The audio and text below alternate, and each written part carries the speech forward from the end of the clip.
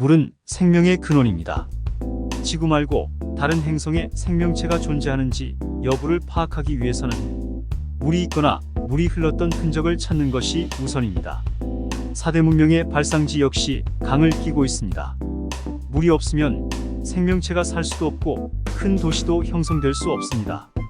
대기업의 큰 공장들이 어떤 특정한 부지에 들어선다 해도 그 주위에 흐르는 강이 없으면 인구가 모이지 않으므로 도시를 이루지 못하고 그저 작은 시골의 공단만 이룰 뿐입니다. 풍수에서 물은 여러 가지로 중요합니다. 아무리 터가 좋아도 득수 즉 물을 얻지 못하면 명당이 되지 못합니다. 장풍득수하는 까닭은 생기라는 것은 바람을 만나면 흩어져 버리고 물을 만나면 건너지 못하고 돌아옵니다. 배산임수라 함은 뒤에서 부는 바람을 막아 산에서 내려오는 길을 보호하고 그 생기가 앞에 물을 만나 건너지 못하고 돌아오니 위에서 내려오는 기운과 물 앞에서 돌아오는 기운이 모여서 명당터를 이루는 것입니다. 흔히 양택삼류라고 하면 대문, 안방, 부엌을 말하는데 그것보다 중요한 가상의 3대 요소가 있습니다. 그것은 배산임수, 전책후관, 전저후고입니다. 배산임수는 산을 등지고 물이 앞에 있어야 한다는 말이고 전착후관은 출입구는 좁으면서 정원은 넓어야 한다는 말이며 전저후고는 건물의 본체는 기단을 쌓아 높은 곳에 만들고 마당과 행랑채는 낮아야 한다는 의미입니다. 또한 역작용으로 양택에서 자좌우향의 집에 진방이나 신방에 수도가를 만들거나 우물을 파게 되면 신자진 삼합으로 수국을 이루어 공기 중에 있는 수분을 집안으로 끌어당겨 집안에 곰팡이가 생깁니다. 또한 집안에서 멀리 산봉우리 사이로 바다가 조금 보인다면 그것도 흉이며 마찬가지로 수분을 집안으로 끌어당깁니다. 음택도 마찬가지입니다.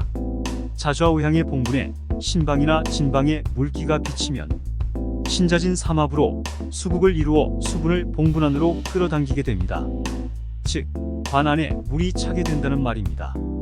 나경패철에서 4층 집안 정침은 좌향을 보는 것이고 6층 인반 중침은 산을 보는 것으로 귀를 보는 것이고 8층 천반 봉침은 물을 보는 것으로 재물을 보는 것입니다. 그럼에도 엘로드로 수맥을 탐사하는 분들은 이러한 내용을 알지 못하고 봉분은 저쪽에 있고 수맥은 이쪽으로 흐르는데 어떻게 과관에 물이 차 있다는 말이냐 하고 주장합니다. 실제로 관에 물이 차 있는 경우는 봉분을 파헤쳐 보면 관 주위는 물기가 거의 없으며 관 안에만 물이 차 있습니다. 풍수에서 중요한 4대 수국론이 있는데 수국신용, 목국계룡, 화국을룡, 금국정룡으로 이것은 현공풍수에서 말하는 4대 국과는 다른 개념입니다. 조선 8대 명당에 속하는 부산 함화정의 화지산에 있는 정시시조묘에 가보면 수구의 방향을 인위적으로 돌려놓은 흔적이 보이는데 자좌우향에 수구가 신술건에 임자로 빠지는 목국계룡의 관대룡 입수로 기억합니다.